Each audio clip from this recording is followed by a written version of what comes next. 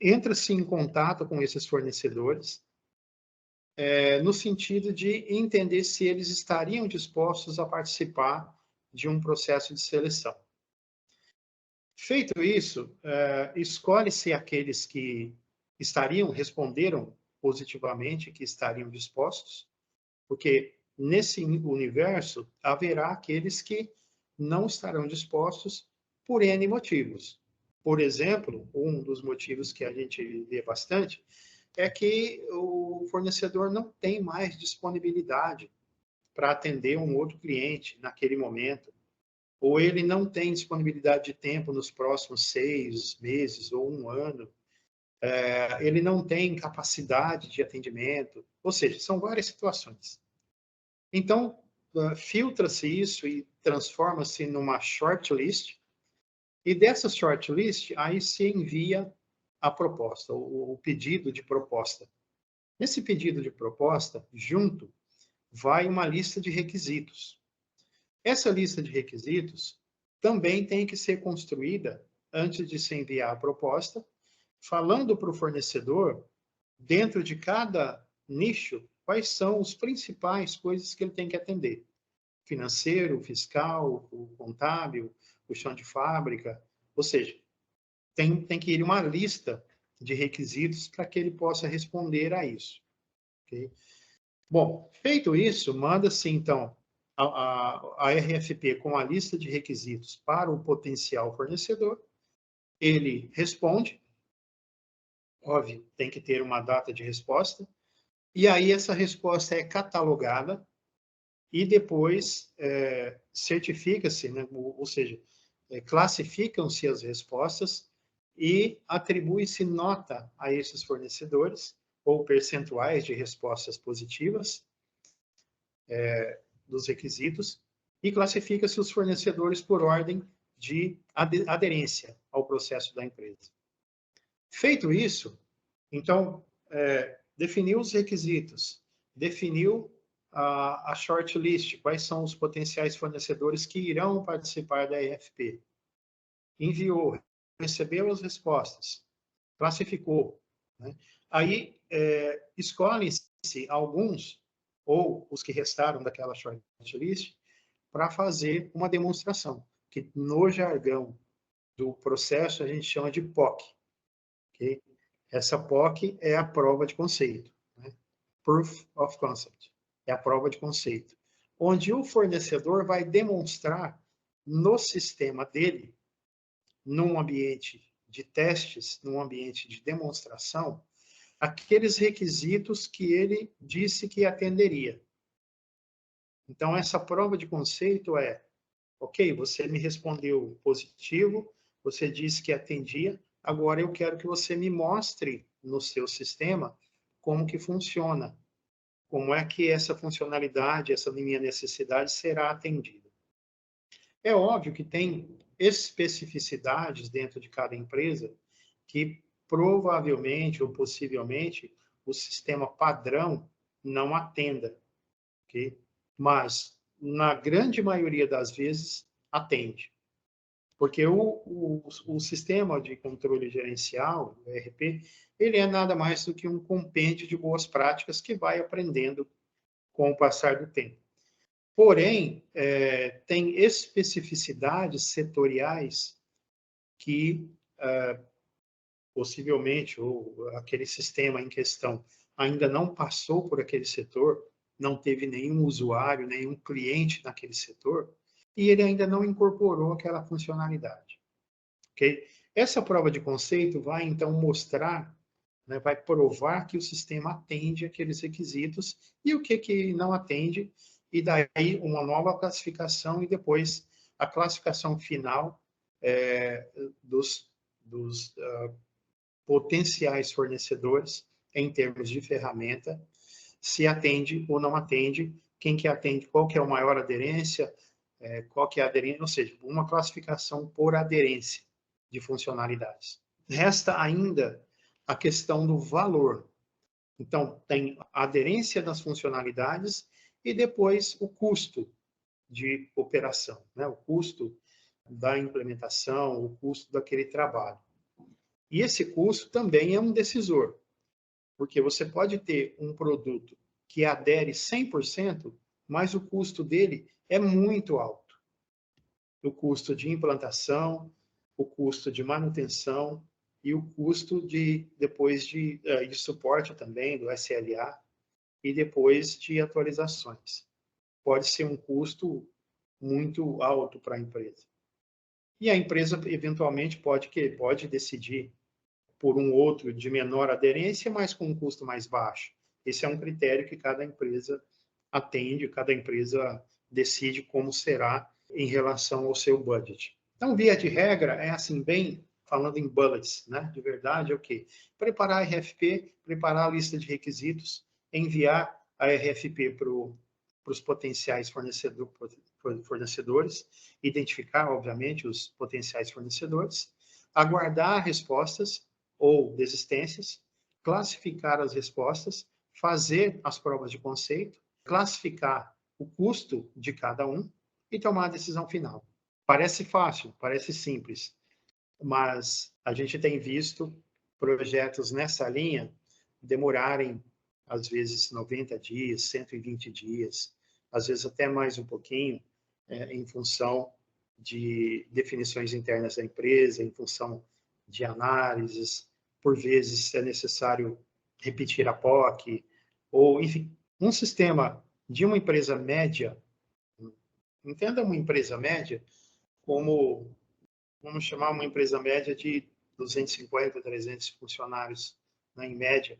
Eu diria que uns 60 dias é suficiente para isso. Agora, uma empresa de grande porte é de 90 dias para frente, entre 90 e 120, às vezes até 150 dias, para passar por todos esses processos. Muito bom.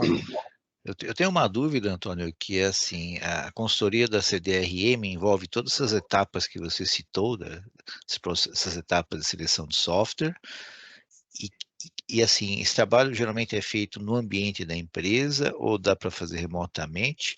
E também dá para atender clientes só em São Paulo ou dá para atender no Brasil inteiro? Desculpa a quantidade de perguntas, mas acho que você já pode Tá fazer bom. um apanhado. Bom, a CDRM já tem uma experiência disso, e nós já temos um conhecimento técnico, contatos com fornecedores, nós já temos a lista de requisitos semi-pronta. O que nós fazemos é adaptar essa lista de requisitos à especificidade de cada empresa, antes de enviar especificamente para os potenciais fornecedores. Okay? E também é bom ressaltar que a CDRM não tem contrato de parceria com nenhum fornecedor. A CDRM é totalmente isenta de qualquer compromisso com o fornecedor. Não existe isso, porque num processo como esse é até bastante comum você ter uma certa, digamos, haver um certo favorecimento, mas a CDRM não tem isso porque não tem contrato, não tem parceria com nenhum fornecedor. E também esse trabalho, ele normalmente funciona assim. Faça primeiramente uma visita na empresa, onde que há uma apresentação do trabalho, há a definição de um cronograma para isso, para esse trabalho, né? Das etapas do trabalho, após a apresentação de como será feita. Há também uma interação com a equipe da empresa de TI, não só a diretoria, mas a equipe de TI, para que esteja engajada nesse trabalho também. E depois, o restante do trabalho pode ser feito totalmente remoto, então, pode-se atender qualquer empresa de qualquer lugar do país. Eu atendi recentemente, há um ano e pouco atrás, uma empresa do Paraguai. Para você ver que é uma empresa de brasileiros, mas a empresa fica no Paraguai. E nós fizemos esse trabalho para eles lá, com fornecedores de lá. Eu fiz uma visita, eu pessoalmente estive lá apenas uma vez. Passei 3 dias lá fazendo isso que eu falei, apresentando o projeto, como é que se seria, definindo um cronograma e estabelecendo contatos com as pessoas da empresa, que depois farão parte de todo esse processo de escolha também, e todo o restante do trabalho foi remoto. Então, é possível reduzir seu custo, ou com um custo bem menor, dessa forma, né? Sem muita, como é que eu vou dizer, sem muita presença no cliente. Embora hoje essa presença ela é feita através de calls, né, de conference calls, nós não vamos deixar de estar presente no cliente, mas não precisa estar lá presencialmente. O cliente sabe que o custo de transporte é alto, hospedagem, alimentação, então não é necessário isso. Agora, muito importante essa primeiro contato, e depois é muito importante também na hora da entrega final do trabalho que nós estejamos juntos com a diretoria, né, com o board, para apresentar o trabalho, para o resultado e tudo mais, para que dá subsídios para o board tomar a decisão dele em que caminho prosseguir. E também, depois que a empresa decide em que caminhos prosseguir, a CDRM também pode fazer o acompanhamento do projeto, ajudar, apoiar a gestão do projeto de implantação do novo software, caso a empresa assim o deseje. Perfeito. Nossa, pelo que eu estou notando, assim, é um projeto de alto valor agregado, porque, assim, a empresa talvez pode errar em muitas coisas, mas errar na aquisição de um software, né, que a gente sabe que tem todo um custo envolvido de aquisição, implantação e mobilização da empresa inteira, muitas vezes, né? Acho que é o tipo de uma assessoria, assim, extremamente delicada, né? Parece simples, mas é complexo, né? Porque tem muitas variáveis envolvidas e valores, e acho que a atuação da CDRM como advisor nesse processo, acho que ajuda, né? Dá um conforto, principalmente para o gestor de TI ali, para realmente Isso. Dá uma ver as segurança, melhores né? posições, né? A ideia é dar a segurança para que a empresa possa definir com mais assertividade aquele software, aquela ferramenta em que ela vai calcar a sua estratégia nos próximos anos. Então, a gente pensa num horizonte mínimo de 15 anos, quando você vai trocar um sistema por outro, né, para que, óbvio, aquele custo ele tem que se pagar, ele tem que ter um retorno, e esse retorno ele é mensurado de várias maneiras, não só no retorno financeiro, mas também numa melhor utilização dos processos como um todo, na satisfação do usuário, no desempenho, melhor desempenho da empresa. Só como exemplo, nós fizemos um trabalho desse uma empresa em São Paulo, e nós tivemos um desempenho no primeiro ano da empresa, a gente conseguiu medir um desempenho, uma melhoria do desempenho de 30%. Uma empresa de logística, e ela estava preocupada em precisar demitir pessoas, e depois disso aí, que ela trocou o sistema e nós fizemos essa assessoria para ela, não só ela não demitiu ninguém, como teve que contratar mais gente, porque cresceu 30% a empresa no primeiro ano. Muito bom. Excelente. Antônio, tenho duas perguntas em uma de novo.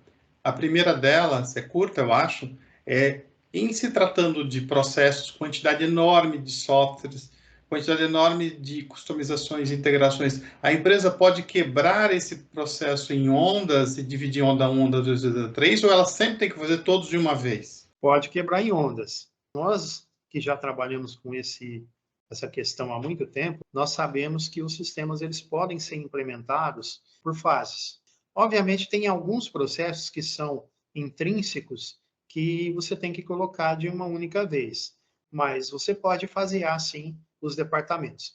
E é óbvio, né, que pensando nisso, existe um faseamento do Go Live, da entrada no processo no ar, e a empresa vai ter que conviver por algum tempo com duas ferramentas. Tem que ter um processo, como os sistemas são integrados, pensa-se também no momento de planejar a nova implantação, como é que essas duas novas ferramentas irão conversar até que uma saia do ar e a outra assuma todos os processos.